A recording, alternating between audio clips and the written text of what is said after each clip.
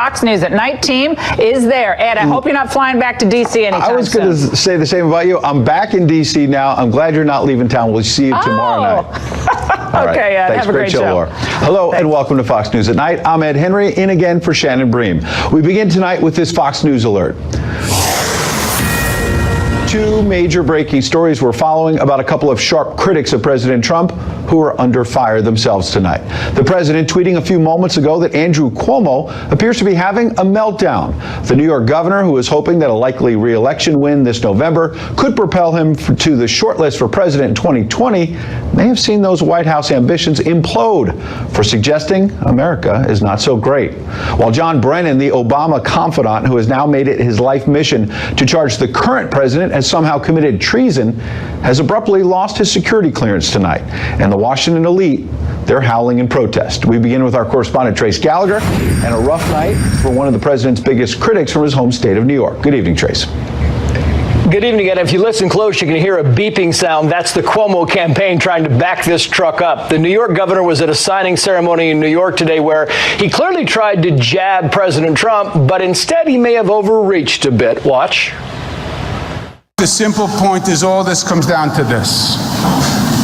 We're not going to make America great again. It was never that great. And before the laughing and gasping audience quieted down, the governor quickly tried to make a larger point about women's equality, but the comment had already caught fire on social media, and it wasn't long before a Cuomo spokesperson tried to tamp it down, quoting, "The governor believes America is great and that her full greatness will be fully realized when every man, woman, and child has full equality." Former White House Press Secretary Sean Spicer then weighed in, quoting again, "At 1:30 p.m., Governor Cuomo says America was never that great. By 4:11 p.m., he changed his position to America is great. He changes his views quicker than Omarosa." But tonight, it appears Cuomo has changed directions yet again, tweeting back at the president, quote, "What you say would be great again would not be great at all. We will not go back to discrimination, segregation, sexism, isolationism, racism, or the KKK." Mark Molinaro, the Republican who's challenging Cuomo in the New York governor's race, called on Cuomo to apologize, saying America has always been great and Cuomo should be ashamed of himself. And the Trump campaign said, quoting, "Today, Andrew Cuomo showed his true pessimistic colors when he defamed America as a country that was never that great." This week, President Trump also dared Andrew Cuomo to run for president, even though Mr. Trump claims Cuomo pledged to never run against him. Cuomo now says Trump's memory is faulty and that he didn't have any personal or political conversations with the president. And finally, speaking of presidential candidates, Hillary Clinton is back in the news today, praising an 11-year-old girl, Marianna Taylor. She's a student in Maryland who knelt during the Pledge of Allegiance. Clinton tweeted, quote, "It takes courage to exercise your right to protest injustice, especially when you're 11. Keep up the good work, Marianna." The young girl says she was reprimanded by her teacher. Baltimore County Schools says she was not punished. Ed. All right. Trace covering a lot of ground for us tonight. We appreciate it. Let's turn now for some reaction to a giant killer in Republican politics, Jeff Johnson, who against heavy odds and a big fundraising disadvantage beat the former Republican presidential contender Tim Pawlenty last night in Minnesota's Republican primary battle for Pawlenty's old job, governor of Minnesota. Johnson is a county commissioner who's now the Republican nominee for governor of Minnesota, here live tonight to weigh in on the idea that America was never that great. Good evening, sir. Good evening. Thanks, Ed. What do you say, first of all, to Andrew Cuomo tonight? You want to be a governor from your great state of Minnesota. I noticed that Eric Trump tweeted out, among other things, "We weren't great after we beat Nazi Germany." Yeah, well, and I think I hadn't actually heard this quote until just now, and it illustrates the difference between many on the left and those of us on the right. I think most conservatives believe that America is the greatest country in the world, and it always has been, and it always will be. You know, we have had our ups and downs, but we're closer to perfect than any other country has been. Unfortunately, there are many progressives in this country who don't believe that and think that we should be more like European socialist countries. So I guess it's entertaining when progressives say what they really think, which it looks like Mr. Cuomo did. And what we're seeing is progressives, others on the left, more and more coming out out and saying that they're for socialism. That's the Democratic Party being pulled to the left. Obviously, Minnesota, trending Democrat over the years, but President Trump came close to winning it last time. What's the state of play right now in your race and in the state of Minnesota in general? I feel great about our race. I've been in this race for 15 months now. We've talked to tens of thousands of Minnesotans. And while Minnesota is seen as a left of center state, we're very much a center state. And Minnesotans are just very common sense. We care a lot about people, but we also want our money spent wisely. And we haven't been seeing that for the last 8 years in this state. So Minnesotans are very ready for a change. Donald Trump came within 1.5 points, which is closer than any presidential candidate has in decades in this state, and it's because Minnesotans are ready for something different, and now I think in 2018 we're going to see that on the state level. Politico had a story recently about what you may be up against, how you may or may not be able to pull it out. You're facing a Democratic Congressman now, Tim Walz, and among other things, they say 2 years after a bombastic Trump swept through the upper Midwest, Democrats are arming themselves with general election candidates widely considered palatable to a broader electorate than the party's progressive base. In the run-up to the 2020 presidential election, their victories serve as a reminder of the weight that establishment credentials carry in the Midwest. So the Democrats are trying to go in the Midwest maybe more mainstream than the socialist candidates I was talking about elsewhere in the country. But in the case of Tim Pawlenty on the Republican side, establishment candidates are not winning right now. No, it didn't work. It didn't work in the Republican primary, and I would argue Tim Walz, who's my Democrat opponent, is not mainstream. I mean, he has taken positions just in the last couple of months during this primary for single-payer health care. He marched in a abolish ICE parade and has said that we should become a sanctuary state. He believes that taxes in Minnesota should go up. He seems to believe that our regulatory state is not strong enough, and we need to exercise even more control over individuals and companies. He's proud of his F from the NRA. So, yeah, so real quick, Commissioner Johnson, I talked about President Trump has now endorsed you in the last couple of days with a tweet, but he was your third choice back in the 2016 Republican primaries, as you know better than I. At one point, you called him a jackass. You were not a big Trump fan. Is it going to be hard to get Republican voters to come home and support you after that fracas? Well, actually, that comment, in context, I was asked by a reporter who I was voting for because I was chair of the Rubio campaign prior to that. Mm-hmm. And what I said, and it came up that someone had called him a jackass, and my response was, if I'm given the choice between a jackass and a dishonest, corrupt politician, I'll take the jackass. So that was the context. The context was I'm voting for him, and yeah, someone else called him that. Real quick. I think we're all together. He endorsed me today, yes. All right. We appreciate your time tonight, sir. Absolutely. Thank you, Ed. All right. Now to our other top story. The former CIA director and vocal Trump administration detractor John Brennan's security clearance has been revoked. Democrats not happy, but White House officials are warning James Comey and other top former officials may be next. Kristen Fisher live at the White House tonight with the breaking news. Good evening, Kristen. Hey, good evening, Ed. You know, the word tonight in Washington is unprecedented. It appears as though never before has a president revoked a former CIA director's security clearance for criticizing his administration. Now, the White House is insinuating that John Brennan's loose lips were a national security risk, but the president decided to do this just one day after Brennan criticized him on Twitter for, quote, failing to live up to minimum standards of decency and civility. Mr. Brennan has recently leveraged his status as a former high-ranking official with access to highly sensitive information to make a series of unfounded and outrageous allegations, wild outbursts on the internet and television about this administration. Brennan has been one of the president's most vocal critics. He called the president's behavior during that press conference with Russian President Vladimir Putin treasonous. Now tonight, Brennan says today's action is essentially a page out of Putin's playbook.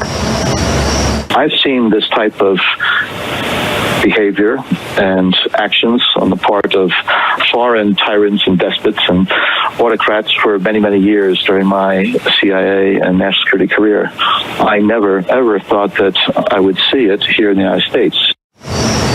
And this may only be the beginning. The White House says it's also considering revoking security clearances from other prominent critics of the president, people like former FBI Director James Comey, former Director of National Intelligence James Clapper, former National Security Advisor Susan Rice, and the former Deputy Attorney General Sally Yates. Here's Democratic Senator Mark Warner. This had an eerie memory of an enemies list. These people were being singled out to have either their clearances revoked or in the process of being revoked. To me, smacks of Nixonian-type practices of trying to silence anyone who's willing to criticize this president. That puts us again in uncharted territory. One person not on the White House's list of people whose security clearances are now currently under review, Michael Flynn, the president's former national security advisor who's pled guilty to lying to the FBI. Ed? All right, Christopher Fisher live for us tonight at the White House. As you heard, Democrats charging this sounds like an enemies list, while the president's allies say Brennan has politicized the previously nonpartisan post of CIA director to undermine the commander-in-chief. Let's get some fresh reaction from former CIA covert operations officer Mike Baker and Harry Litman, a former U.S. attorney and deputy assistant attorney as well. Gentlemen, appreciate you joining me tonight. Sure, thank you. Mike, what do you make of this? Let's start with you. In particular, the fact that my experience, a long time in Washington, Democratic, Republican administrations, you could have former officials, the former agriculture secretary or secretary of state might be more political, but the CIA director comes out and doesn't blast the new administration the way we've seen. Yeah, I mean, you can have both things true at the same time, meaning that, from one optic, you can say this looks like an enemies list from the White House, and at the same time, you can say that John Brennan has completely politicized that position and is speaking out in an unprecedented fashion compared to all the past former directors. Look, I guess from my perspective, getting into the machinations and the bizarre back and forth between John Brennan and President Trump doesn't really blow my skirt up. I'd rather focus on something bigger here, a bigger issue that maybe we can take this bizarreness and do some good. And that would be the clearance issue that we have nationwide. Look, there are over 4 million people right now between government and contractors, private business, with clearances, with security clearances, and over 1 million of those are top secret clearances. I can guarantee you, not all of them need them. So it's we've gotten to this clearances gone wild situation where I think we need to take a step back. Look, John Brennan's got every right to say what he wants to say, as long as he doesn't disclose classified information. He does not have a right to a security clearance. That has always been a courtesy, and more importantly, in Washington, it's a currency. It's a valued commodity. Let's get Harry in here. Harry, obviously the president's also been very frustrated by leaks of classified information and other non-classified but sensitive information. Again, there's no evidence that John Brennan particularly did that, but there are others in the government who clearly have. The president calls it the deep state. And I want to mention something that John Brennan just said on Twitter. It's not about classified information, but he tweeted just yesterday before all this. It's astounding how often, he said to the president, you fail to live up to minimum standards of decency, civility, and probity. Seems like you will never understand what it means to be president nor what it takes to be a good, decent, and honest person. So disheartening, so dangerous for our nation. He also, Harry, has accused the president without evidence of committing treason. Yeah, he's a very harsh critic. There's no doubt about it. The question is, what does that have to do with entitlement to national security and the basic principle that national security is not supposed to be politicized? I think Mike makes a very good point about ways to correct the the problem with security clearances. But I don't think it's a small point for Trump to use his power to essentially punish enemies and to be, I think, at best deceptive to the American people in implying this was about protection of national security. It wasn't. It was about, redressing enemies. So I would just say two separate problems, and the Brennan critics, I think, are well taken in being suspicious of Trump's motivation. Real quick, Mike, I've got 30 seconds. What do we think is coming next? I mean, people close to James Comey have suggested he hasn't kept a security clearance anyway since he left the FBI. Right. Yeah, I don't think that's the case either. I don't think he has. And I wouldn't be surprised surprised if Mr. Clapper loses his. Perhaps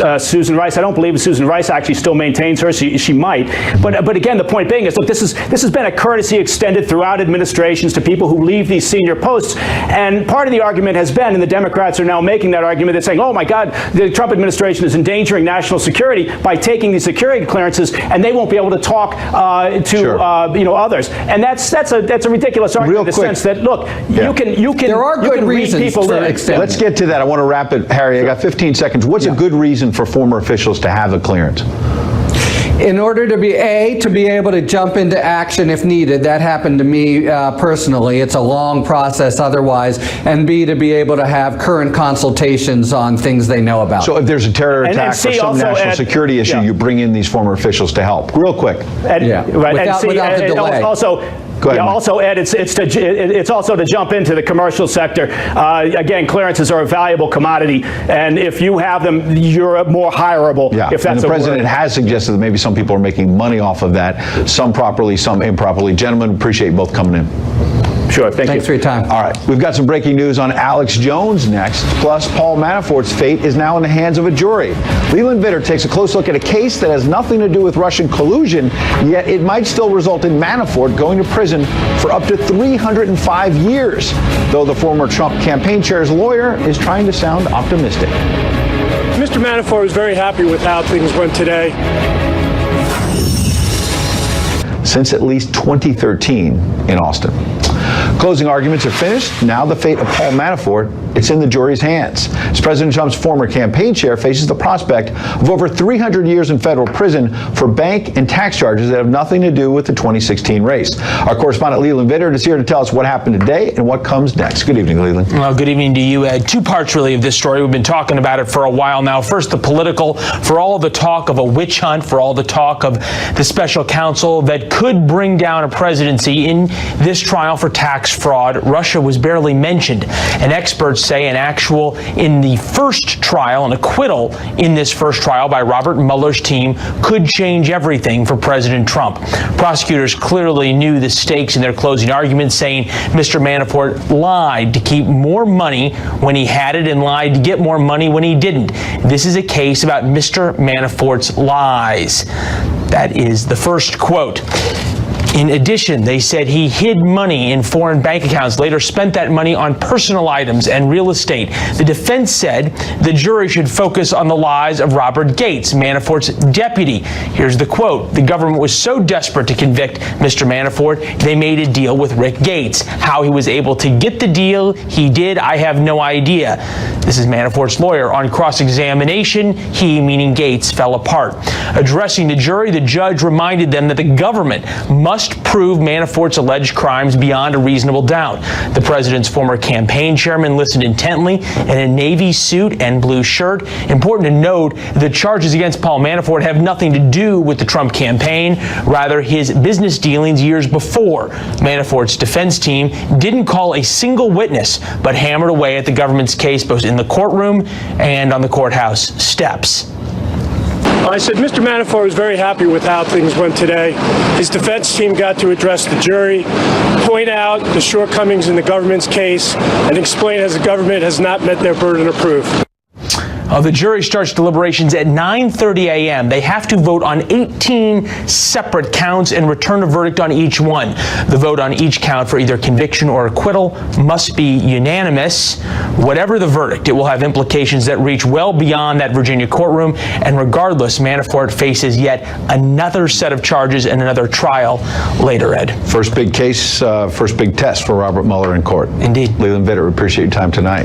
The president's second Supreme Court nominee, Judge Brett Kavanaugh, took some time today to meet with key red state Democratic senators whose votes he may need to get confirmed. Senators Joe Donnelly and Heidi Heitkamp are both vulnerable Democrats in states carried by the president by double digits. Very few Democrats so far have even agreed to meet with Kavanaugh. Donnelly and Heitkamp are the second and third to take meetings. A few weeks ago, Kavanaugh huddled with Senator Joe Manchin of West Virginia.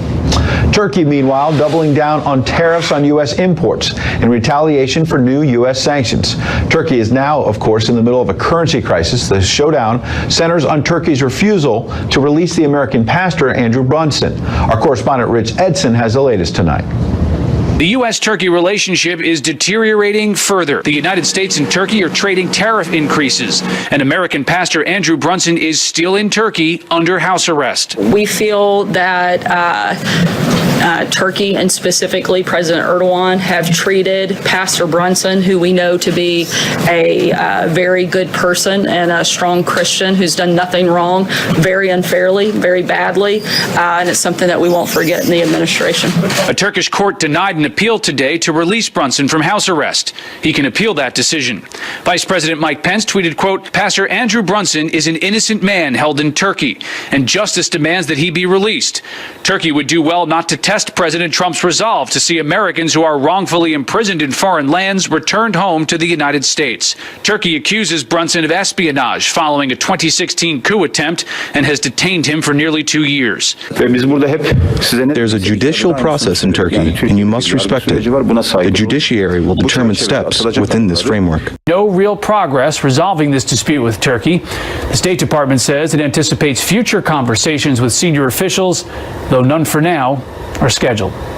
Ed? Thank you, Rich. This week marks 1 year since NAFTA renegotiations started, and there's word a trade deal with Mexico could be very close. Our correspondent Ed Lawrence has the story tonight from Fox Business. Well, hello, Ed. For the fourth consecutive week, the Mexican delegation met with the U.S. trade representative to finalize a revised NAFTA. For the first time in 3 weeks, White House advisor Jared Kushner joined the negotiations. The Mexican delegation all smiles, even joking, as they walked in. Of course. Very? Well, not very. Fairly.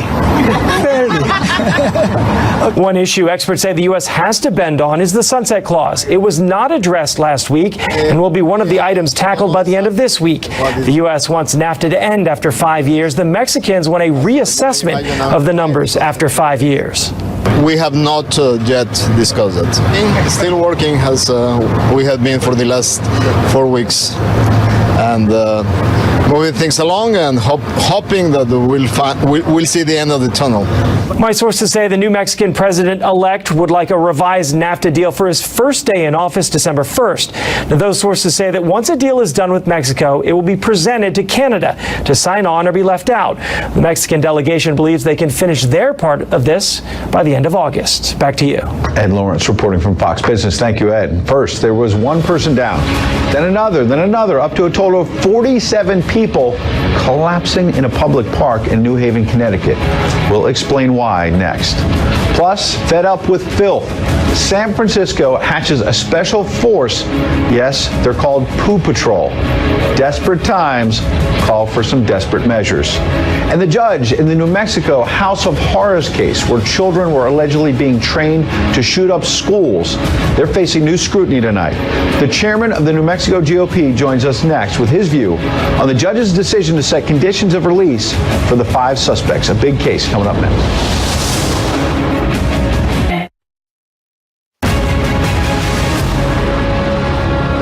First responders today were pouring into a park in New Haven, Connecticut as eyewitnesses watched in horror as person after person collapsed tonight. 47 people in all overdosing on what's believed to have been synthetic marijuana. No deaths, thankfully, were reported, but authorities said 2 people showed life-threatening symptoms. The green reportedly attracts homeless people and drug users throughout the year. We'll stay on top of that. New tonight in the case of the New Mexico compound, meanwhile, where a group of radical Islamists stands accused of running a training ground of horrors for 11 kids. The district attorney planning to appeal a judge's decision to grant the suspects bail. Alicia Acuna, our correspondent, has the latest from Tao. Good evening, Ed. The district attorney here, Donald Gallegos, confirms to Fox News he plans to file an appeal on the bond of these 5 suspects. Family members of the arrested came to the detention center today but did not answer media questions. I did talk to the attorney for one of the defendants, Hudra Wahaj, a mother to one of the 11 children. Attorney Marie LeGrand Miller says she is concerned for her client's safety due to those threats and lockdown yesterday of the courthouse. State District Court Judge Sarah Bacchus has received a, quote, unprecedented number of threats, according to the sheriff, after clearing the way for an unsecured bond for the group. Our crew went to what is left of the northern New Mexico compound. They found flak jackets, live rounds of ammunition, and really just filth.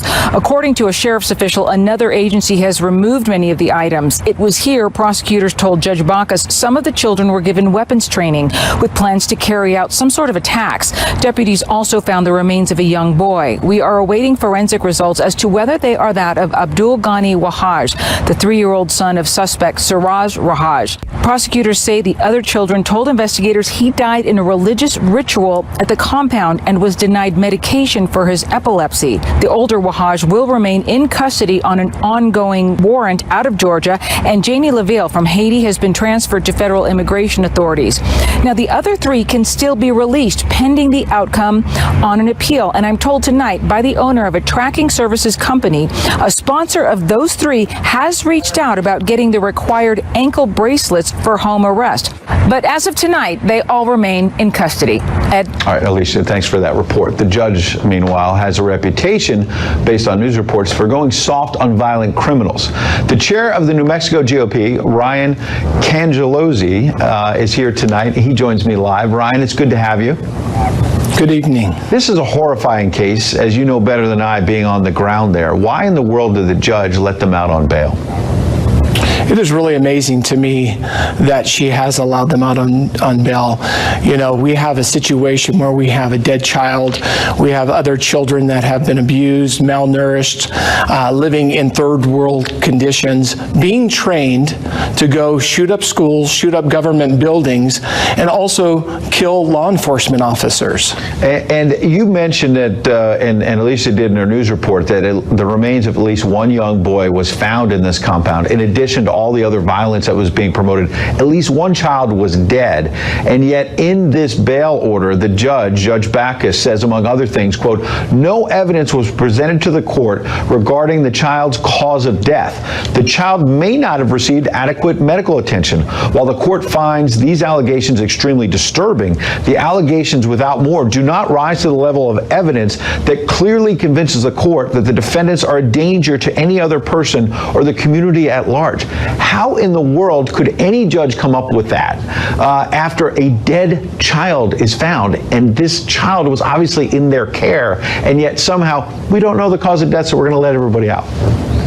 That's exactly right. It's nonsensical. And you have other children that have been abused, that have shared with prosecutors that they were being trained to shoot other children. And so you have a circumstance where you have a compound that was filthy. They were living in inhumane conditions, and this judge is saying that there wasn't enough evidence.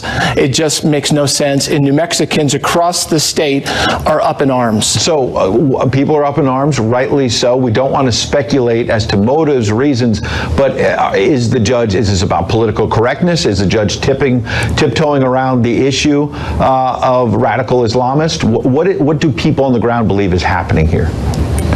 Well, irrespective of race, religion, or gender, the circumstances speak for themselves. And also we have a situation where we have a liberal judicial system in New Mexico that have been lenient on individuals, criminals. We have a case recently where a man was released and he got high on meth and beat a 1-year-old child almost to death. Mm-hmm. We have another circumstance that a lady was released. She was involved in a drive-by shooting through a party, and a 21-year-old was murdered. And so this type of justice where it's a turnstile, people are getting arrested, we give police officers all of the resources that they need, they make these arrests, and then we see these criminals back out on the streets. It's just... I've got 30 seconds. As you lay it out, it really is horrifying. How did people find out about this on the ground? How did they go so long training these kids? The idea of training them for potential potential school shootings so ridiculous. How do they go on so long training them without people spotting it? Yeah, that's a very good question. I heard that neighbors were hearing gunshots. They were out in a very remote area in rural New Mexico. And I'm so grateful that they were found before there was a school shooting. Absolutely, or more children there who were being trained dying, as we say. At least one of them died. Why the adults have been let on bail, we're trying to get answers. We appreciate, Ryan, you coming in and try to help us make sense of what seems like a very senseless case right now. Thank you, Ryan. Thank you. All right. Meanwhile, an Iraqi refugee is in custody tonight. That story tops our Western Roundup. The FBI arresting a man accused of being an ISIS terrorist when he allegedly killed an Iraqi police officer in 2014. Officials say the suspect then fled to Sacramento, California as a refugee and did not mention any ties to terror organizations. He's facing extradition and a trial now in Iraq, where he would likely face death if found guilty. Meanwhile, a desperate search is now underway in Colorado, with the FBI joining Colorado state and local police for a mother and her 2 young daughters. Shannon Watts and her children went missing Monday from their home in Frederick, about 30 miles north of Denver. Husband Chris Watts telling the Today Show he's living a nightmare. Police are asking the public for tips. And finally, talk about a dirty job. After getting over 14,000 complaints about public piles of poop since January, this is ridiculous. San Francisco reportedly announcing what has been dubbed a poo patrol. The city reportedly wants to hire a team to tackle its problem with human excrement that is piling up on city streets. Truly, truly remarkable. All right, in the wake of Omarosa, the press plays the race card a little bit today with White House Press Secretary Sarah Huckabee Sanders. Gender. Look, I'm not going to go through and do a count the same way I'm not going to do a sit down and count on the staffers that are in your news organizations. Much to discuss with our panel. Richard Fowler, Gianno Caldwell. Stay right here. They're coming up next. Quiet night for Omarosa, at least so far. The disgruntled former White House staffer accusing the president of racism, but she came up in the White House press briefing today when a reporter used Omarosa's firing as a way to ask about the administration's commitment to diversity. We have a large number of diverse staffers from various backgrounds, both race, religion, gender. Staffers are there in this building? Look, I'm not going to go through and do a count the same way I'm not going to do a sit down and count on the staffers that are in your news organizations. 13% of the country is African American. Well, joining us now, Fox News contributor Richard Fowler and Fox News political analyst Gianno Caldwell. Good to see you both, gentlemen. Good to be here, Ed. Gianno, is this a numbers game, or is it about the quality of the individuals, regardless of race, creed, religion, working either in the Trump White House or the Obama White House? I think both count, to be honest with you. I know that there's one staffer, the most senior is Jerron K. Smith. He's a friend of mine. I've worked with him in politics, geopolitics for a long time. Very qualified, and he's doing great work in terms of moving the ball forward on prison reform.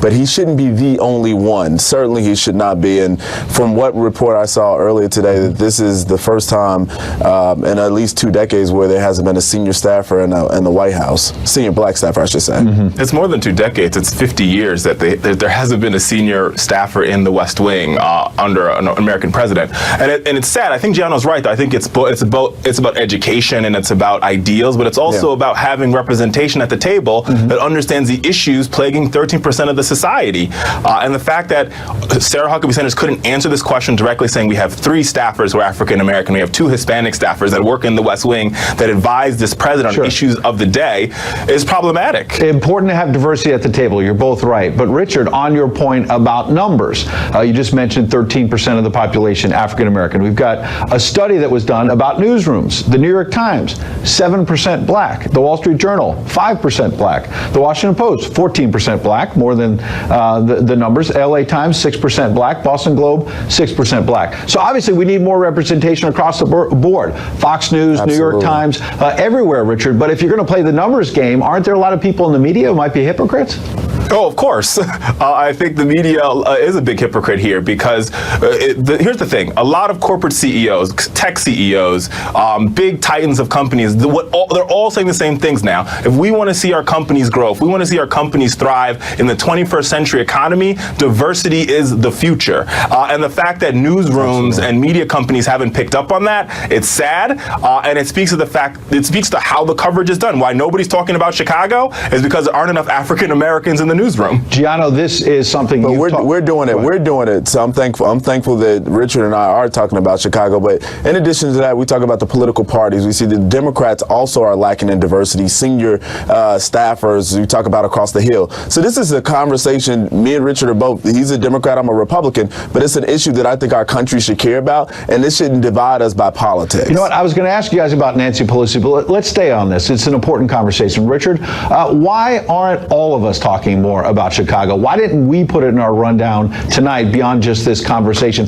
Why are there not more NFL players who are speaking out about allegations of police brutality, also talking about the fact that dozens of people get shot in Chicago practically every weekend?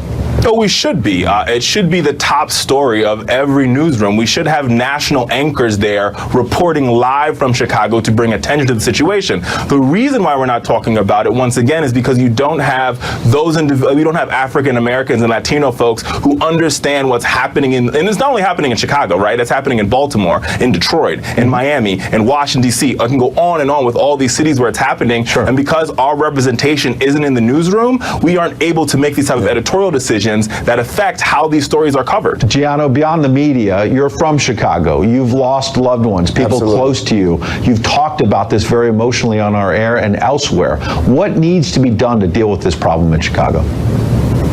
Leadership, new leadership, honestly, and I've called for President Trump to not just go into Chicago, but send the FBI, other law enforcement, in addition to some additional federal resources to deal with the needs of the Chicagoans there. And I'm thankful that Fox News allowed me to go to Chicago and cover this issue. And as you know, Ed, we've been talking about this on air for a very long time. Yeah. So I'm appreciative of that, but it's so much that we have to do. Rahm Emanuel must go, and I think that's something that we can all agree on. You saw that when President Trump said that things in Chicago are very bad, and Rahm Emanuel's response was, well, President Trump is concerned about the Russia investigation and the trial of one of his former senior advisors. This isn't a person who, to me, cares about the citizens of Chicago. Yeah. He's more concerned about the politics at play versus the residents who are vulnerable and need a lot of help at this time. Let's give Richard the last point. Rahm Emanuel, unfortunate tweet there, obviously. The president's had some unfortunate tweets. How do we get the leadership going here? Last point. Listen, Rahm Emanuel's got to go. If you were to list the worst mayors in the country, Rahm Emanuel would be somewhere near the top of it, and it's because he only cares about what's happening on the north side of the city and not what's happening on the south and west side of the city.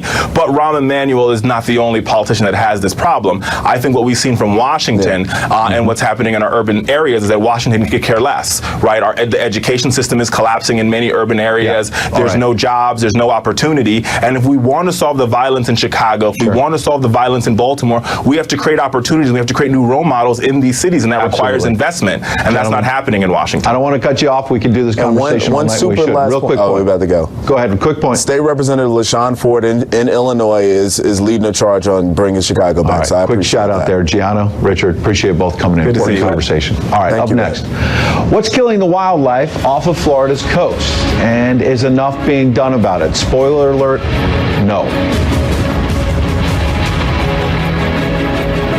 At Ally, we offer low